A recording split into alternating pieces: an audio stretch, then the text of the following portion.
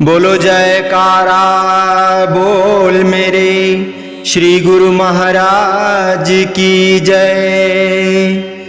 औषधि सच्चे नाम की दीन्ही सतगुरु आए, महाकठिन भव रोग से लीन्हा आन बचाए। बोलो जयकारा बोल मेरे श्री गुरु महाराज की जय। बोलिए सांचे दरबार की जय। श्री आनंदपुरवासी भगवान की जय। श्री नगली निवासी भगवान की जय। समस्त भगत जी को जय सच्चिदानंद जी। भगत जी इस चैनल को सब्सक्राइब कीजिए, वीडियो को भी लाइक कीजिए और वीडियो को ज़्यादा से ज़्यादा गुरुमुखों के पास शेयर कीजिए ताकि यह भक्तिमय सत्संग समस्त गुरुमुख जन तक पहुंच सके और आप भी पुण्य के भागी बने। जय सच्चिदानंद भगत जी। राजकुमार चंद्रहास के पिता राजा सुधरम को पड़ोस के दुश्मन राजा ने युद्ध में मार दिया। उनकी रानी मां अपने पति के साथ सती हो गईं। चंद्रहास को उसकी धाय मां संतों के आश्रम में उनकी देख रेख में छोड़ आई। संत जी ने उसे नाम उपदेश दे दिया। वह संत जी की आज्ञा को शिरोधार्य कर भजन सुमिरण में लगा रहता। अभ्यास से उसका मन निर्मल हो गया। एक दिन पड़ोसी राजा ने संत मंडली का भोज किया। चंद्रहास भी उनके साथ ब्रह्मचारी के रूप में राज दरबार में आया। एक पूर्ण महात्मा जी उसी मंडली में भोजन ग्रहण कर रहे थे। उन्होंने चकित होकर उस राजा से कहा कि कितने आश्चर्य की बात है कि यह ब्रह्मचारी लड़का चंद्रहास तुम्हारी राजकन्या का वरण करेगा। उस राजा का नाम दुष्ट बुद्धि था। जैसा नाम था वैसी ही बुद्धि थी उसकी। संतों के वचनों पर उसका विश्वास नहीं था। यह बात सुनकर उसे रोष आ गया। प्रत्यक्ष में तो उसने किसी को कुछ भी नहीं कहा, परंतु मन ही मन निश्चय कर लिया कि इस लड़के को वह जान से मरवा देगा। राजा ने 2 जल्लादों को समझा बुझाकर उसे मारने के लिए भेज दिया और बदले में उन्हें बहुत सारा इनाम देने का लालच भी दिया। राजा की आज्ञा पाकर जल्लाद उसे मारने हेतु चल दिए। चंद्रहास को किसी तरह बहला फुसलाकर वह उसे आश्रम से जंगल की ओर ले गए। वहां जाकर उसे कहने लगे कि तुम्हारे जीवन की ये अंतिम घड़ियां हैं, तुम्हें जो करना हो सो कर लो, हम अभी तुम्हें जान से मारने वाले हैं। राजकुमार चंद्रहास भक्तिवान था। उसका अपने इष्ट देव सद्गुरु के अतिरिक्त अन्य कोई आश्रय नहीं था। इसीलिए वह आंखें मूंद कर उनके ध्यान में बैठ गया। जैसे ही उसकी सुरति अपने सद्गुरु के श्री चरणों से जुड़ी, उसका माथा सूर्य की तरह चमकने लगा। सब ओर नूर ही नूर हो गया। जल्लाद यह कौतुक देखकर भयभीत हो गए और उन्होंने मन ही मन निश्चय कर लिया कि वे ऐसे भक्तिवान लड़के को नहीं मारेंगे, चाहे राजा उन्हें कोई भी सजा दे दें। वे लड़के को उसी स्थान पर छोड़कर चले गए। उन्होंने वापस आकर राजा से कहा कि वह अपना काम पूरा कर आए हैं। चंद्रहास अभी वही जंगल में बैठा ही था कि संयोगवश वहां से कुलंद नाम के राजा का गुजर हुआ। राजा ने उसके मुख पर अलौकिक तेज देखा तो बहुत चकित हो गए और जंगल में अकेला जान उसे अपने साथ महल ले आया। राजा की कोई संतान न थी, इसलिए उसने चंद्रहास को अपना पुत्र बना लिया। राजा ने उसकी बुद्धिमत्ता, होशियारी और भक्ति भाव से अति प्रसन्न हो उसे अपना उत्तराधिकारी घोषित कर दिया। जिसने है धारी ओट सद्गुरु दीन दयाल की, वहां न चल पाए कोई पेश माया काल की। सभी फिक्रों से मुक्त होकर जिक्र बकमाल की, बसा ले आंखों में छवि नूरी जुल जलाल की। सद्गुरु ने सुनकर मेरी करुणा भरी आवाज, मुझे दर दर भटकने से कर दिया आजाद। नवाजा कृपा से अपनी किया रूह को शाद, मिल गया नसीबों से जब मुझे गुरु उस्ताद। सद्गुरु का किया जिसने भाव रखकर पूजन, सृष्टि आज झुकी करती ऐसे भक्तों को नमन। अहम भाव को मिटा रहते सदा वह स्थिर मन, खिलते हैं संसार में वह कमल का पुष्प बन। सद्गुरु अपने भक्तों के सब काज स्वयं संवारे, बन उनका जो हर क्षण बस उन्हीं को ही पुकारे।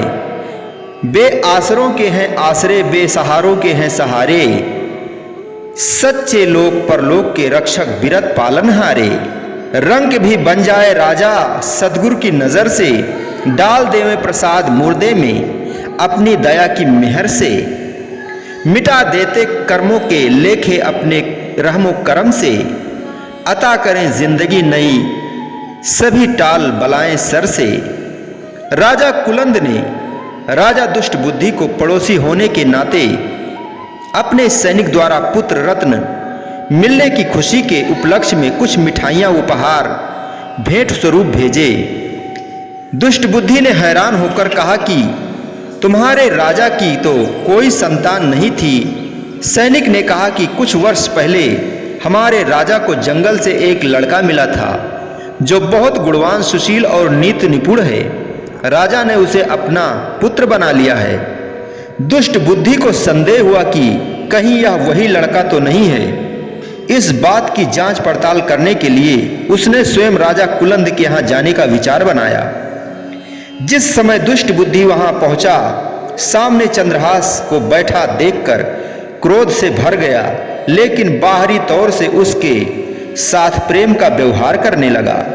उसने तुरंत ही अपने बेटे मदन के नाम एक पत्र लिखकर चंद्रहास को पकड़ाते हुए कहा कि आप यह आवश्यक संदेश मेरे बेटे तक पहुंचाने का कष्ट करें। पत्र में लिखा था कि संदेश वाहक को विष दे देना। इन सब बातों से अनभिज्ञ चंद्रहास पत्र लेकर घोड़े पर सवार होकर चल दिया और दुष्ट बुद्धि के महल से थोड़ी ही दूर एक बगीचे में विश्राम करने के लिए रुक गया। घोड़ा बांधकर लेटा ही था कि थकान के मारे उसे नींद आ गई। संयोगवश राजकुमारी विषया भी अपनी सखियों के साथ उसी बगीचे में घूमने के लिए आ निकली। तभी उसकी दृष्टि वहां सोए हुए चंद्रहास पर पड़ गई। उसके रूप पर मोहित हो विषया ने दिल में यह प्रण किया कि वह इसी राजकुमार से ही विवाह करेगी। समीप जाकर उसकी जेब में पड़े पत्र को निकालकर पढ़ने लगी। पत्र पढ़कर भयभीत हो गई, लेकिन दूसरे ही पल स्वयं को संभालकर उसने पत्र में लिखे विष के आगे या जोड़कर उस शब्द को विषया बना दिया। इसके पश्चात पत्र वापस जेब में रखकर वह वहां से महल को लौट आई। नींद खुल जाने पर चंद्रहास महल की ओर चल दिया और राजकुमार मदन से मिलकर वह पत्र उसे सौंप दिया। मदन ने पत्र पढ़कर उसकी सूरत एवं गुण देखकर बड़ी धूमधाम से उसका विवाह अपनी बहन विषया से करा दिया। पूरे राज्य में खुशी की लहर छा गई। दूसरी ओर दुष्ट बुद्धि ने अनुमान लगाया कि अब तक मेरा काम हो गया होगा। जैसे ही उसने अपने शहर में प्रवेश किया, सब जोर शोर से उसे बधाइयां देने लगे। पूछने पर पता चला कि चंद्रहास और विषया का विवाह हो गया है। संत वचन का विरोधी रजा में राजी न रहा, अपितु हठ करके मन ही मन उसे मारने की दूसरी युक्ति सोचने लगा।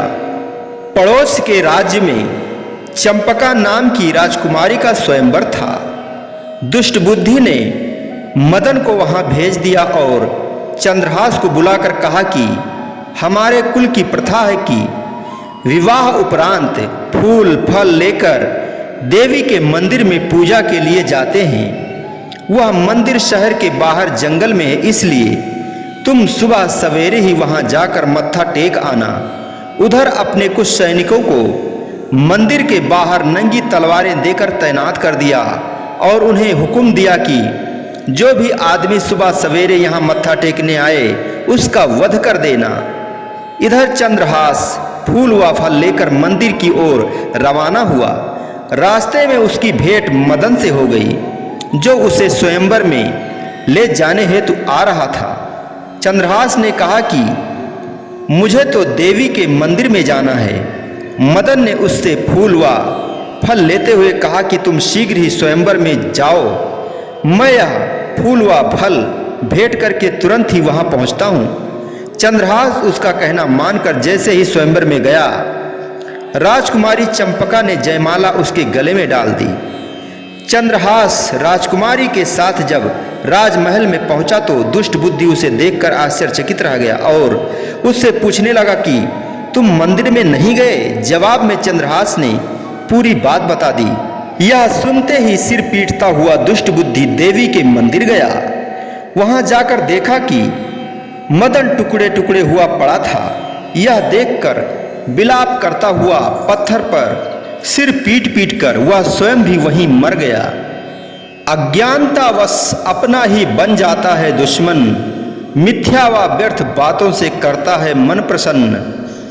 छोड़ सत्य को बुद्धि को रखे माया में मलिन, सरल मार्ग छोड़ चुनता कांटों का मार्ग कठिन।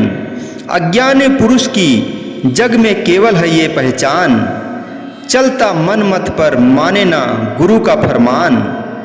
छोड़ भरोसा मालिक का करे अपनों का मान, फिरे 84 के चक्कर में भरमा रहे नादान। नीच कर्म करते हुए भी लज्जा तनिक न आए, करता धरता मालिक को रहता दिल से भुलाए। झूठ से नेह लगाकर करता फिरता हाय हाय, नादान भागहीन के हाथ पल्ले कुछ न आए।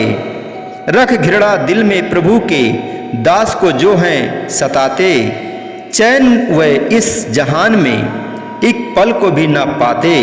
अपने कर्मों के फंदे में स्वयं ही उलझ हैं जाते, पड़ती मार यम की मल तालियां फिर पछताते। प्रेम ही है आधार जगत में, ज्ञान हो या योग, प्रेम के बिना हो नहीं सकता दूर अविद्या रोग।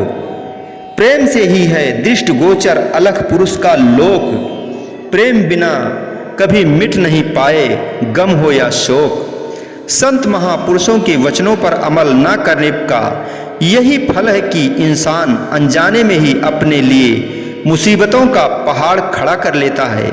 दुष्ट बुद्धि के पास यूं तो अनेक हथियार थे, परंतु गुरु शब्द रूपी हथियार के बिना सब व्यर्थ हो गए। सत्पुरुषों ने अपार दया करके जो शब्द रूपी हथियार दिया है, उसे घृणा वैर विरोध क्रोध अहंकार आदि वैरियों को मारकर हम अपना जीवन सुखमयी बनाकर लोक परलोक का सुख प्राप्त कर सकते हैं। भगत चंद्रहास को मार डालने के चक्र में दुष्ट बुद्धि ने अपना सारा घर स्वयं ही जला डाला। भगवान अपने भक्तों का रखवाला होता है और उनसे ईर्ष्या व द्वेष रखने वालों का नाश भी वह स्वयं ही करता है। इसीलिए सत्पुरुषों ने नफरत को दिल से निकाल देने की सख्त हिदायत दी। नफरत से मन मैला होता है और मलिन मन से किया गया हर कर्म इंसान को अधोगति की ओर ले जाता है, जिसका परिणाम उसे भुगतना ही पड़ता है। बोलो जयकारा बोल मेरे श्री गुरु महाराज की जय। बोलिए सांचे दरबार की जय। श्री आनंदपुरवासी भगवान की जय। श्री नगली निवासी भगवान की जय। समस्त भगत जी को जय सच्चिदानंद जी।